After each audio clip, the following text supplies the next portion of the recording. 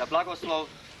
Hvala svima onima koji su ovaj spomenik napravili, da nas povezuje u mislima sa onima koji su među nama bili, koji su život dali za slobodu.